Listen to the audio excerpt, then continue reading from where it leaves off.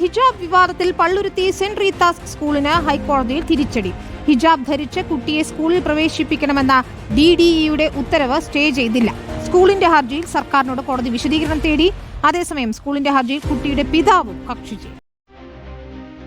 സ്കൂളിന്റെ നിയമം അനുസരിച്ച് യൂണിഫോം ധരിച്ചാൽ മാത്രം കുട്ടിക്ക് പഠനം തുടരാം എന്നതായിരുന്നു ആദ്യഘട്ടം മുതൽ സെന്റ് റീത്താസ് സ്കൂളിന്റെ നിലപാട്. സ്കൂളിന് വീഴ്ച പറ്റിയെന്ന് കണ്ടെത്തിയ DDE റിപ്പോർട്ടിനെതിരെ രൂക്ഷ വിമർശനവുമായി സ്കൂൾ മാനേജ്മെന്റ് രംഗത്തെത്തിയിരുന്നു. കുട്ടിക്ക് അനുകൂലമായി നിലപാട് സ്വീകരിച്ച വിദ്യാഭ്യാസ മന്ത്രിക്കെതിരെയും വിമർശനവുമായി സ്കൂൾ പ്രിൻസിപ്പലും അഭിഭാഷകയും രംഗത്തെത്തി. തുടർന്നാണ് DDEയുടെ റിപ്പോർട്ട് സ്റ്റേ ചെയ്യണമെന്നാവശ്യപ്പെട്ട് സ്കൂൾ ഹൈക്കോടതിയെ സമീപിച്ചത്.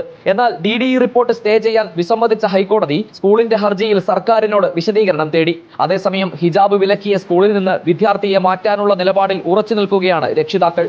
എൻ്റെ മകള് ഹിജാബ് ധരിച്ചു വരുമ്പോൾ കുട്ടികൾക്ക് ഭയമുണ്ടാകുന്നു എന്ന് അവിടുത്തെ പ്രിൻസിപ്പൽ പറഞ്ഞത് എൻ്റെ മകൾക്ക് വളരെയധികം വിഷമമുണ്ടാക്കിയ വാക്കാണ്. എൻ്റെ കുട്ടിയെ അവിടെ പഠിപ്പിക്കാൻ ഉദ്ദേശിക്കുന്നില്ല. വിഷയത്തിൽ സ്കൂളിനെതിരായ നിലപാട് കടുപ്പിക്കുകയാണ് വിദ്യാഭ്യാസ മന്ത്രി. ശിരോവസ്ത്രം ധരിച്ചുകൊണ്ടുള്ള നിൽക്കുന്ന ടീച്ചറാണ് പിന്നെ കുട്ടിയോട് പറഞ്ഞത് ശിരോവസ്ത്രം ധരിക്കാൻ വേണ്ടി പാടില്ല.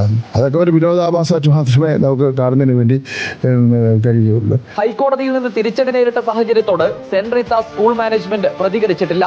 റിപ്പോർട്ടർ, കൊച്ചി.